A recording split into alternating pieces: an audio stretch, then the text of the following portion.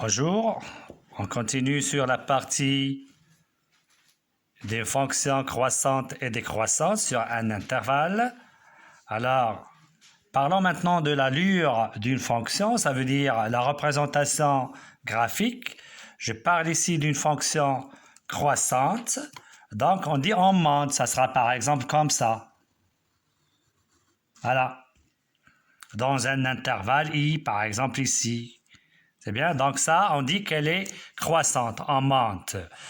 Donc pour vous, si vous ne savez pas tracer comme cette allure-là, vous pouvez tracer un segment comme ça. D'accord? Et l'allure d'une fonction décroissante, on descend de cette façon-là, par exemple. Voilà. Voilà l'intervalle où on travaille. C'est ici. Voilà. Ça veut dire sur cet intervalle et ici sur cet intervalle jusqu'ici. Voilà. Ça, c'est l'allure des fonctions. Donc, comme vous voyez dans un graphe en monte, on dit que dans cet intervalle ici, elle est croissante, strictement croissante si vous voulez. On a dit toute fonction strictement croissante est croissante. Décroissante, l'allure de cette fonction, c'est de cette façon. On descend de cette façon-là. Voilà. On va vous donner un petit exercice. Voilà. Exercice. Premièrement, soit une fonction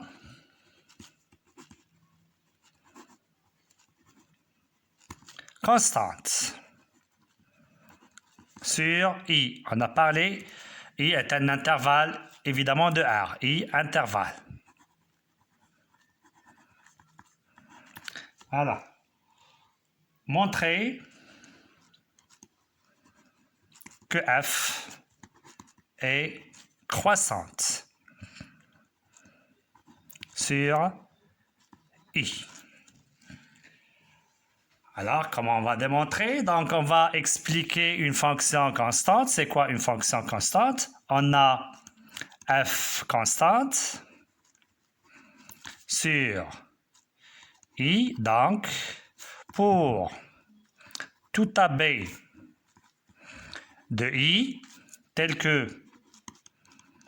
a inférieur à b, on a f de a égale f de b. Donc, c'est ça la fonction constante. Voir la définition numéro 3. Alors, nous, on veut démontrer que f, elle est croissante. Donc, toujours on a ça. A inférieur à b.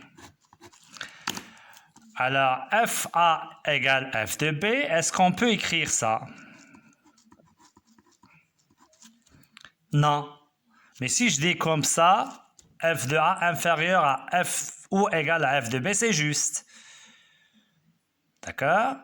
Donc, pour toutes a et b de i tel que a inférieur à b, on a f de a inférieur ou égal à f de b. Mais on ne peut pas faire strictement puisqu'on a l'égalité.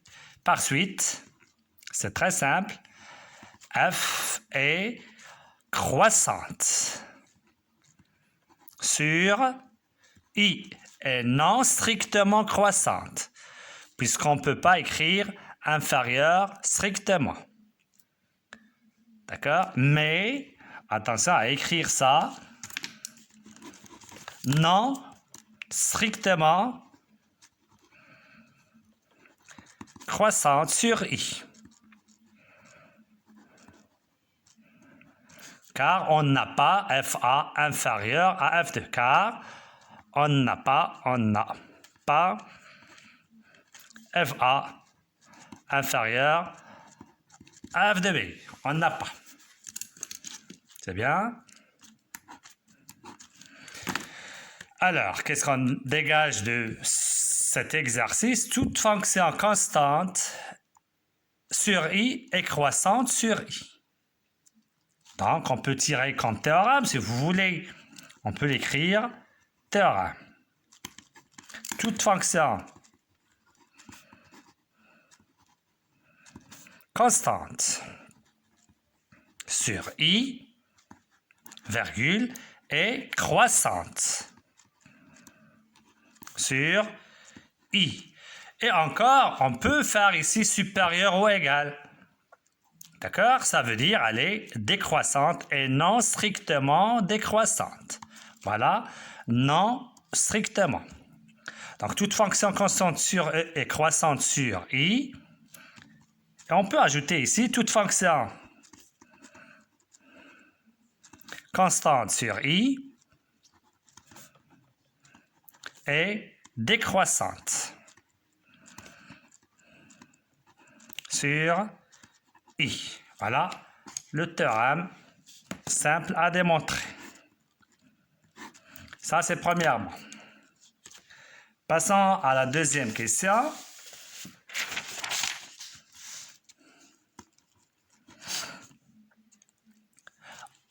On a le théorème déjà vu comme résultat. Toute fonction, on a le théorème déjà vu comme résultat. On a déjà vu ça dans la vidéo précédente. Toute fonction strictement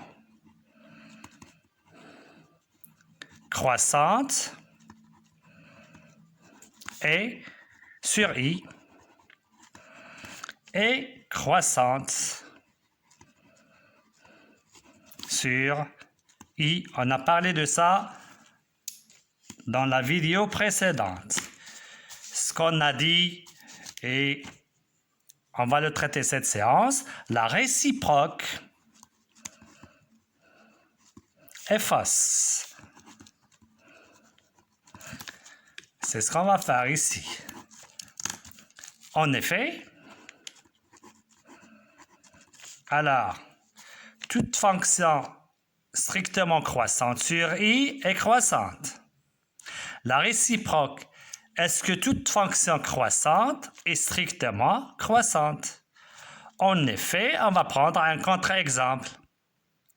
D'accord? Soit f, une fonction constante.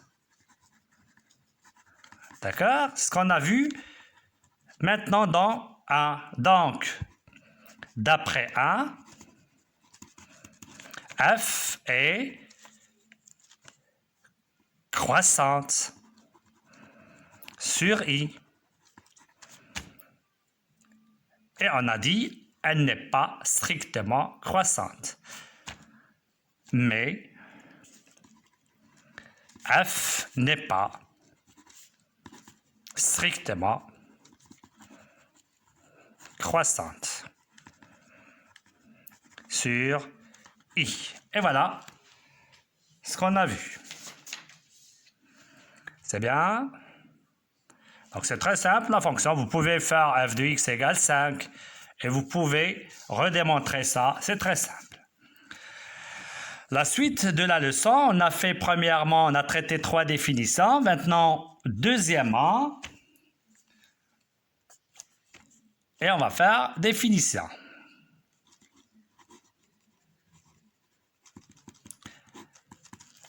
Alors, j'ai dit hier, f est monotone. Donc ça, c'est un autre mot, monotone, sur I. Alors, en ce qui concerne monotone, ça veut dire elle est soit croissante, soit décroissante. Donc, f est monotone sur I signifie f est croissante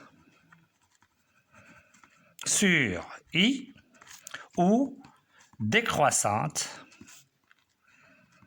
sur I.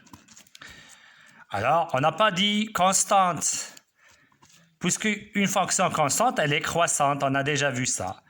Donc ça, c'est définition. On peut faire ça. Premièrement, 2 points. F, c'est la même chose, est strictement monotone.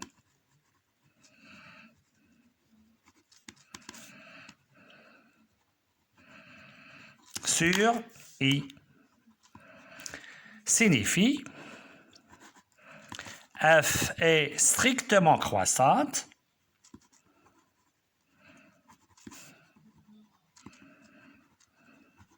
sur i, virgule, ou strictement décroissante sur i. Voilà. Et on ferme la définition. Pour ça, on va voir un exemple. Donc, je trace un repère.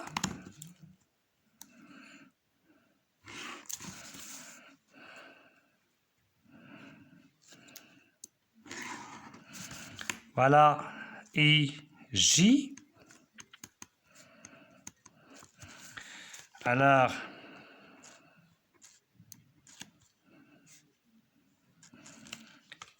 je prends comme ça. Alors, je peux faire comme ça, d'accord? Mais pour vous, je sais que vous ne pouvez pas faire ces allures comme ça. C'est pourquoi il suffit de faire des demi-droites comme ça. Après, on va faire les allures comme tout à l'heure. Après, je fais comme ça. Après, je donne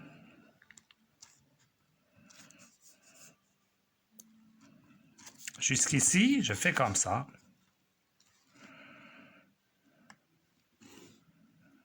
Voilà. Alors, c'est quoi le domaine de définition ici? Donc, D de F est égal, ça c'est CF. Alors, je commence ici, elle n'est pas, d'accord, fini, donc elle est infinie, donc c'est moins l'infini jusqu'à 1, 2, 3, jusqu'à 3. Donc, l'intervalle, c'est moins l'infini, 3 fermé. Alors, la question maintenant, voyez l'allure de cette fonction. Vous allez me dire quand est-ce qu'elle est croissante, quand est-ce qu'elle est décroissante. Alors, on voit bien que la courbe ici monte jusqu'ici. Donc, vous allez me dire l'intervalle, le voilà.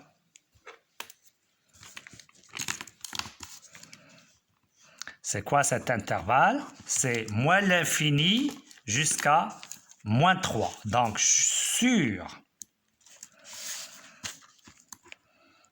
l'intervalle moins l'infini moins 3, fermé, f est strictement croissante.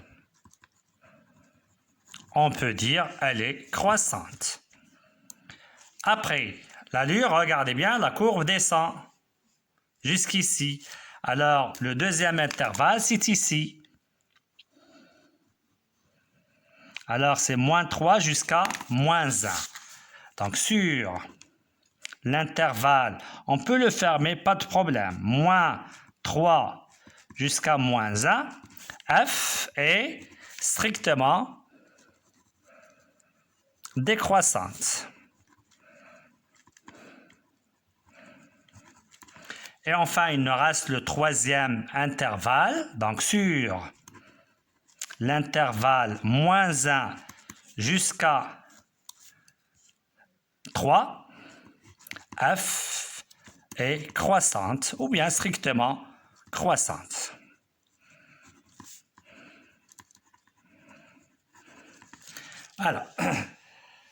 Alors qu'est-ce que ça veut dire ça? On dit qu'on a étudié,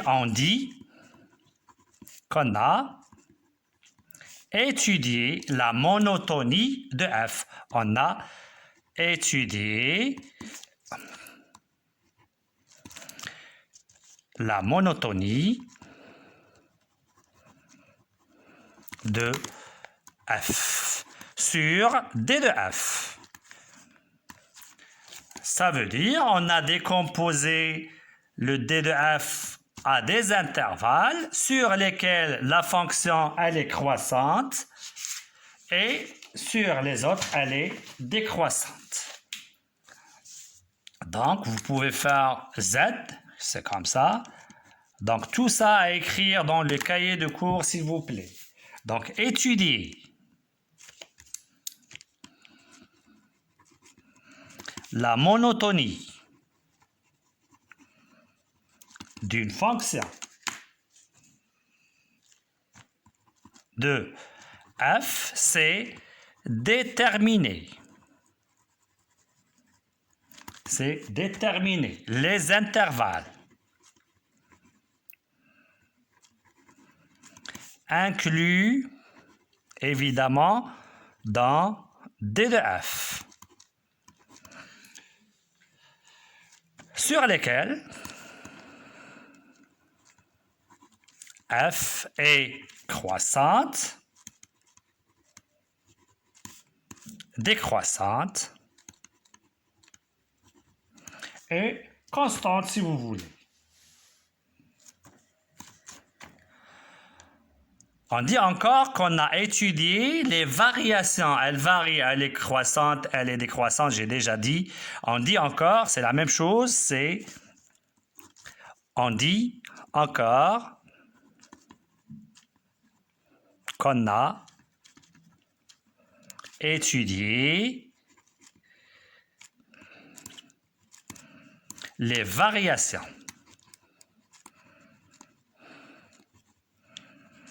de la fonction f. Donc, c'est très important ce qu'on a fait ici.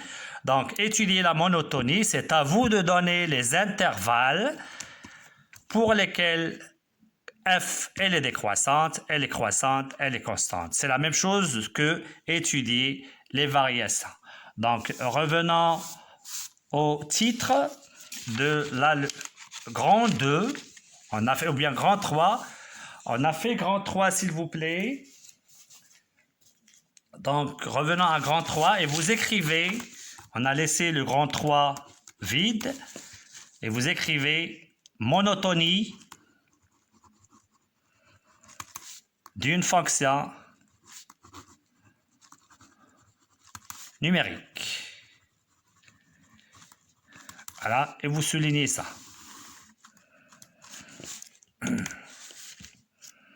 C'est grand 3. Alors, on va voir maintenant des exercices sur la monotonie, évidemment. Exercice. Et on va corriger l'exercice que j'ai donné hier. Ce n'est pas pour toutes les fonctions, mais pour autres fonctions qu'on n'a pas traitées. Par exemple, si on a un demi x plus 1, c'est très simple. Vous savez, donc on a fait ça dans l'approche, comment on fait pour étudier les variations. Surtout, il vous a donné sur quel intervalle. D'accord? Donc pour les fonctions affines, c'est très simple. Alors, commençons par autre fonction. Premièrement, f de x est égal racine de x plus x. Ils vont donner ici l'intervalle i, c'est sur 0 plus l'infini. Alors, à étudier la variation de ça, donc vous savez, on prend soit A et B deux réels de I tel que A inférieur à B. Comparant, c'est comme analyse, comparant f de A et f de B. C'est-à-dire, c'est quoi f de A? C'est racine de A plus A et racine de B plus B. Alors, on va voir est-ce qu'on peut faire, comme j'ai dit hier, soit la différence, soit par hypothèse, on peut arriver à ça. Donc, on remarque qu'on peut comparer ces deux. Et on peut comparer ces deux, ça reste le même sens et on fait la somme. Donc, c'est simple. On commence par A inférieur à B. Donc, quand est-ce qu'on fait la racine? Il est positif, c'est le domaine. Donc, vous ajoutez ça ici. Donc, racine de A inférieur à racine de B. D'accord? Donc, ça, c'est ce qu'on a fait à la ligne. On a racine de A inférieure à racine de B. Et A par hypothèse inférieure à B. D'où on fait la somme, pas de problème. On a le même sens, inférieur. C'est-à-dire f de A inférieur à f de B, ainsi qu'est-ce qu'on dit de f? F est strictement croissante sur l'intervalle 0 plus l'infini, pas de problème. Donc, écoutez bien, ça, c'est la question, c'est étudier la monotonie. Je peux y faire ici, étudier la monotonie sur des intervalles i. Alors, écoutez bien, si on vous demande, elle est croissante. Il n'y a pas de problème. Vous pouvez faire ou égal, pas de problème. Mais le problème où, c'est si on vous demande strictement croissante. Donc, c'est obligé de faire strictement. On va passer à deuxièmement. Et on donne la deuxième fonction. F de x est égal x carré plus 2x. Toujours les exercices que je donnais hier sur votre livre. Et ça, c'est le i. Vous pouvez faire ici i égale. Donc, ça sera la même chose, soit x1 et x2, deux réels, de moins 1 plus l'infini, tel que x1 inférieur à x2. Alors, est-ce qu'on peut faire ce qu'on a fait ici? Regardez bien pour faire le carré. Alors, on a ici les nombres négatifs et positifs. Donc, on ne peut pas enlever au carré. On ne peut pas comparer à x1 au carré et x2 au carré, puisqu'on a les négatifs et les positifs. Si on a le 0, d'accord. Alors, pour 0, on peut faire cette méthode-là. Pourquoi? On ne change pas pour les carrés et on ne change pas pour ça. On a fait hier ça. Mais si on a moins l'infini 0, donc ça change, puisque ça. Et ça ne change pas puisqu'on multiplie par 2. Donc, on ne peut pas faire cette méthode-là. C'est pourquoi on fait la différence. Alors ici, on ne peut pas dire, j'ai dit on ne peut pas faire cette méthode-là. Donc, on va passer à comparer f1, bien f de x1 moins f de x2. On cherche le signe de cette différence pour comparer ces deux images. Est égal, et on remplace f de x1. Donc, c'est x1 au carré moins 2x1 moins, entre parenthèses, x2 au carré moins 2x2. Donc, je pense qu'on a déjà fait comme ça. Donc, la question, c'est de déterminer le signe de ça, connaissant x1 évidemment inférieur à x2. Donc, on va prendre ce x1 moins x2 au carré. Donc, c'est une identité remarquable. x1 moins x2, facteur de x1 plus x2.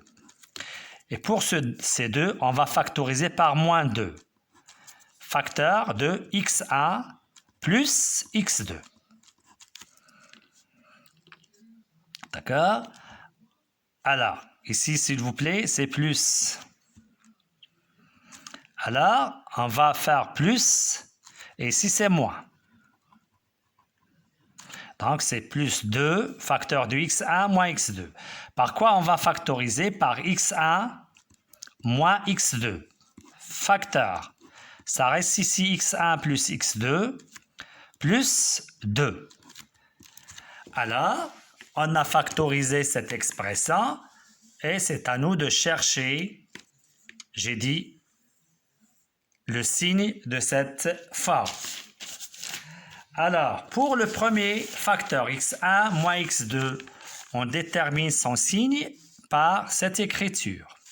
Donc, x1 inférieur à x2, donc x1 moins x2, il est inférieur à 0. C'est très simple. Pour ça, alors remarquez bien comment on va faire. On a utilisé cette hypothèse. Et à ne pas oublier qu'on utilise ça. Donc toujours, on utilise les hypothèses. Remarquez ici, on a utilisé qu'il appartient à 0 plus l'infini. Donc à ne pas oublier le référentiel, ça veut dire l'ensemble où on travaille. Alors, x1 appartient à l'intervalle i. Donc, ça veut dire le x1, il est supérieur à moins 1. Ou égal à moins 1. Et c'est quoi ça? C'est-à-dire que x1 plus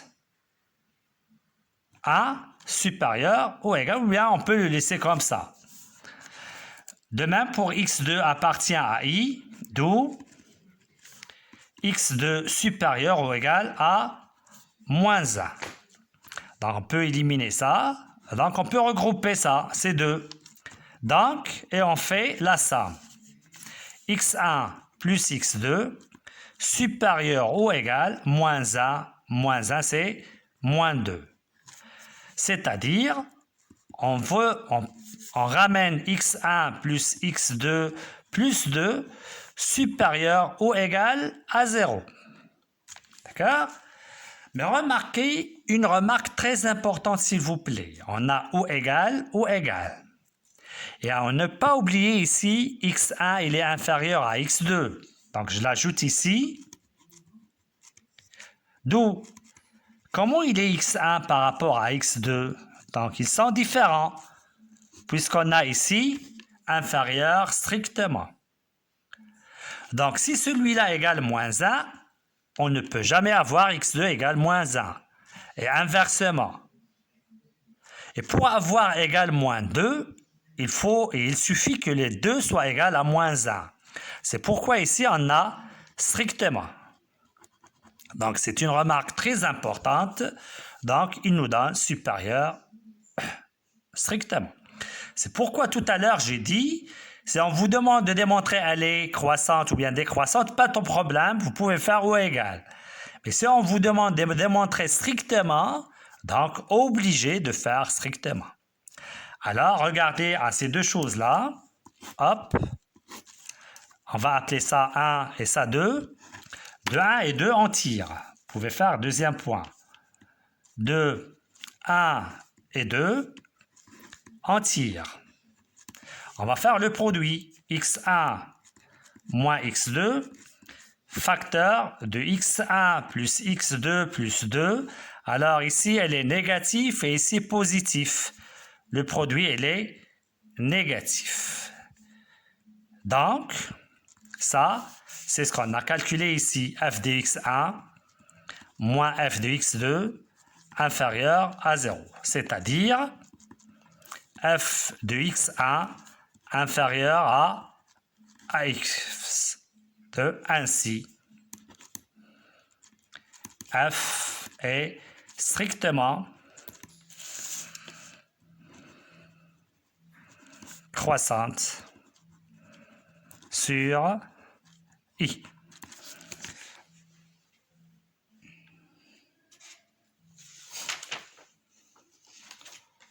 Autre méthode.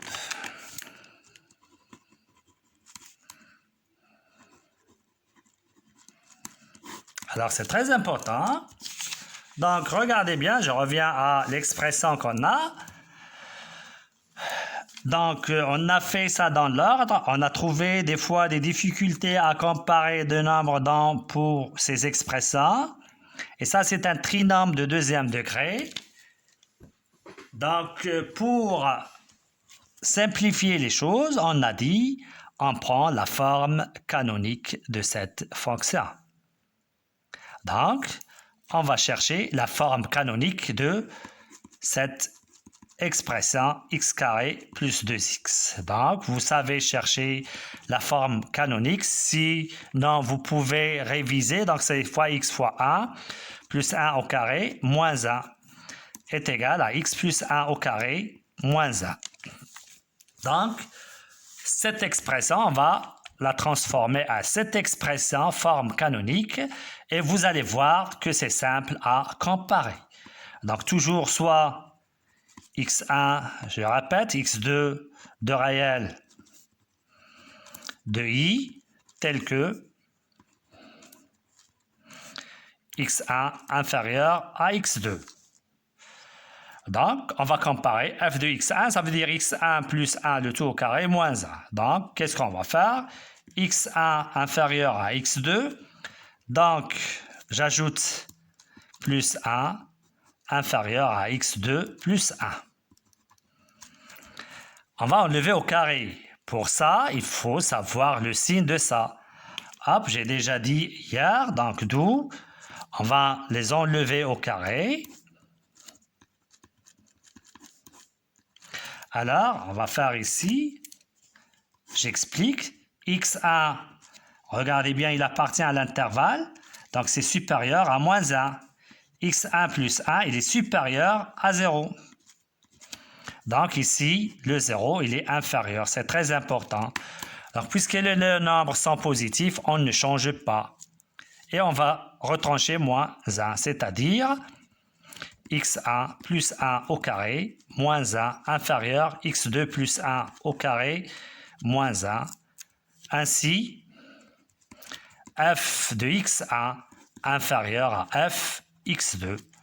Et qu'est-ce que ça veut dire ça? Donc, f strictement croissante sur i. Alors, la question qu'on a faite, donc regardez bien, c'est très simple. Donc, pour chercher la monotonie d'une fonction telle que f de x est un trinôme, regardez bien, de degré 2, pensez à la forme canonique. Pourquoi? On peut chercher les intervalles où on travaille. Donc, c'est par cette expression. Il est positif, tu cherches x plus 1 supérieur ou égal à 0 et tu cherches l'intervalle. X plus 1 inférieur à 0 et tu cherches l'intervalle. Donc, tu auras deux intervalles.